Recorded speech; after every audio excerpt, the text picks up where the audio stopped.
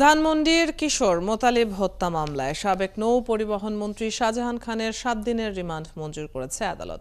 এই মামলায় গতকাল রাতে তাকে গ্রেপ্তার করে পুলিশ। বৈষম্য বিরোধী ছাত্র আন্দোলনে হত্যার উস্কানি দেওয়ার অভিযোগে তার 10 দিনের রিমান্ডের আবেদন করা হলে 7 দিনের রিমান্ড মঞ্জুর করে আদালত। আরও জানাচ্ছেন সাজিদ সরকার। আওয়ামী লীগের প্রেসিডিয়াম সদস্য ও সাবেক নৌ পরিবহন মন্ত্রী শাহজাহান খান বরাবরই আলোচিত সমালোচিত রাজনৈতিক ব্যক্তিত্ব।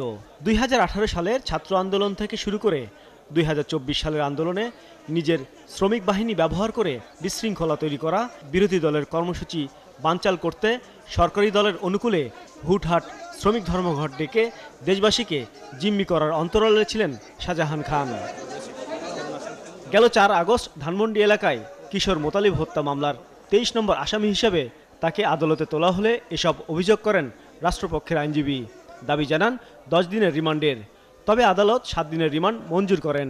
শান্তিপূর্ণ আন্দোলন, সেখানে তিনি আজকে 14 দলের সাথে একসাথে একাত্মতা প্রকাশ করে পূর্বের তার যে কালো অধ্যায়, বিভিন্নভাবে যে এই বাংলাদেশে বিভিন্ন অপতৎপরা সৃষ্টির যে কৌশল, সেটি উনি বিগত 4/8/2024 তারিখে ছাত্র জনতার উপর প্রয়োগ করার কারণেই এই আব্দুল মোতালিব কিন্তু ঘটনাস্থলে গুলিবিদ্ধ হয়ে মৃত্যুবরণ করেন। শাহজাহান খানের আইনজীবী তার অসুস্থতার কাগজপত্র জমা দিয়ে রিমান্ড বাতিলের আবেদন জানান। ওনার বিরুদ্ধে অভিযোগ হয়েছে উনি উস্কানি দিয়েছেন, মদতদাতা, শান্তি শৃঙ্খলা বিঘ্ন করার জন্য এবং ছাত্র জনতাকে দমন করার জন্য প্রসিকিউশনের পক্ষ থেকে এই সমস্ত বক্তব্য আনা হয়েছিল।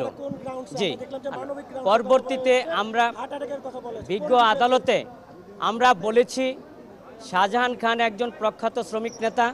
এই হত্যা মামলা ছাড়াও শাহজাহান খানের বিরুদ্ধে নৌ পরিবহন মন্ত্রণালয়, BIWTA ও BIWTCতে নানা দুর্নীতির অভিযোগ আছে। সেসব তদন্তেরও দাবি জানায় রাষ্ট্রপক্ষ। সাজিদ সরকার, 71, ঢাকা।